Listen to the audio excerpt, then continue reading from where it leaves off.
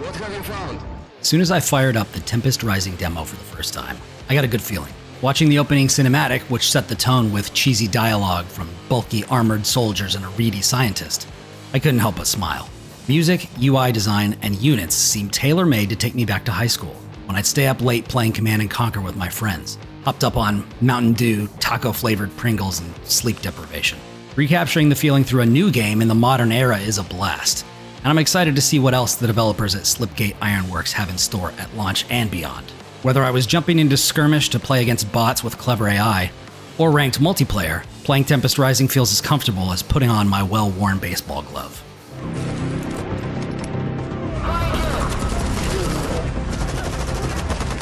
My initial reaction is no accident either. The developers told me they set out to create a nostalgic real-time strategy game that evoked the classics of the 90s and 2000s, with quality of life improvements expected of modern games. Set in 1997, Tempest Rising takes place in an alternate history in which the Cuban Missile Crisis exploded into World War III. In the wake of widespread nuclear bombardment, strange flowering vines started to grow. These plants contain vast amounts of electrical energy, ushering in a new era of power for those prepared to withstand the fallout to harvest them. A group calling themselves the Tempest Dynasty have claimed responsibility for... Since the build I played was focused exclusively on multiplayer, I'll have to wait to see what story mode will bring.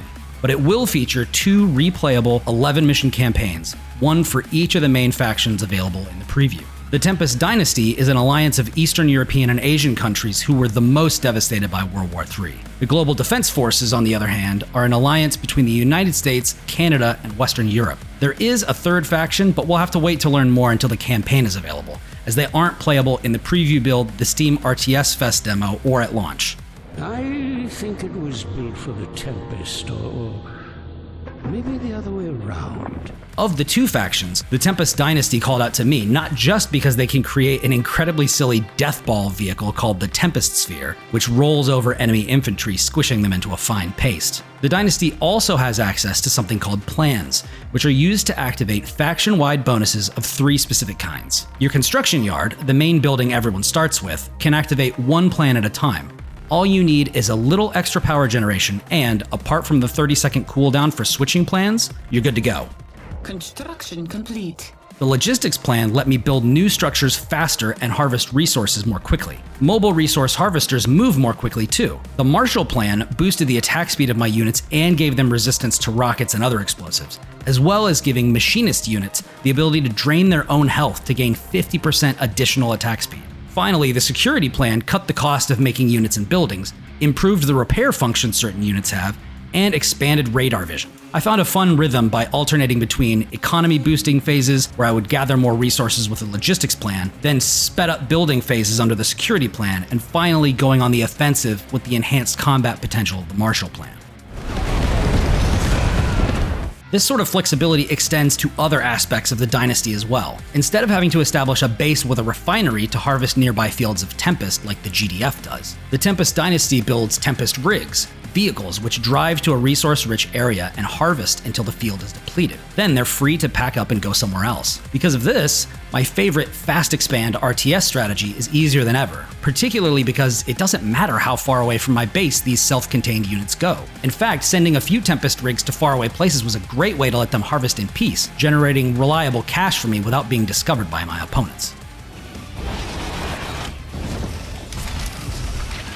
The Dynasty also has a fun unit called the Salvage Van, which repairs nearby vehicles. It can, however, also be converted into salvage mode, which destroys nearby vehicles no matter who they belong to, giving resources back to the salvaging player. I love sneaking up on opponents who aren't paying attention, parking a salvage truck next to their vehicles, and destroying them to both deplete their army and claim those resources for myself. Building captured. Finally, power plants created by the Dynasty can switch from power generation to distribution mode, which speeds up the construction and attack speed of nearby buildings. Yeah, some upgraded Tempest Dynasty buildings have cannons. It's awesome. Now that sped up construction and attack speed comes at the cost of taking damage while the mode is active. Thankfully, the mode will stop affecting buildings at critical health, so I didn't need to worry about destroying my own base for the speed boost. While I do prefer the Tempest Dynasty, the GDF certainly has its allure too. They focus more on buffing allies, debuffing enemies, and exercising control over the battlefield. My favorite synergy between GDF units revolves around the marking mechanic. Certain vehicles and infantry can mark the enemies they target. Marked enemies drop intel when defeated, which is a currency used for creating advanced units and structures. But if you invest in certain doctrine upgrades, think Tempest Rising's version of tech trees, marked enemies will get various debuffs, including dealing less damage, taking more damage, and even increasing the range of certain units who attack them. Each faction has 3 tech trees to explore, which is where you'll decide which part of your faction you'll lean into. Like the GDF marking an intel tree, the Dynasty has a tree which boosts the effectiveness of their plans, and that's just the start. In addition to fun tech trees, there are cooldown abilities enabled by constructing specific advanced buildings. They cost money to activate, and each has its own cooldown, but these abilities are powerful ways to swing the tide of battle while adding flavor to the type of strategy each faction excels at. While both factions have abilities which deal damage in an area or spawn extra troops, the GDF can also create spy drones, spawn beacons to allow building in remote locations, and even stop enemy vehicles from being able to attack for 12 seconds.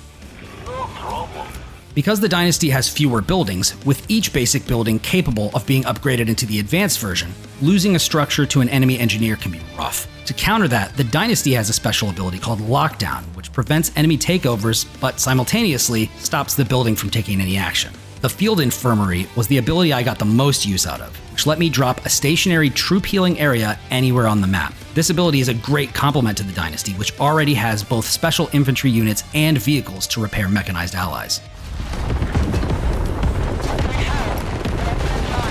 There's more to dig into, and I can't wait to do it, particularly because the launch version will let me jump into custom lobbies with friends, team up against the very clever AI bots, which used impressive hit-and-run and harrying tactics on me during skirmishes. But until then, I'll have to settle for fighting alone, squishing my bot enemies with swarms of death balls.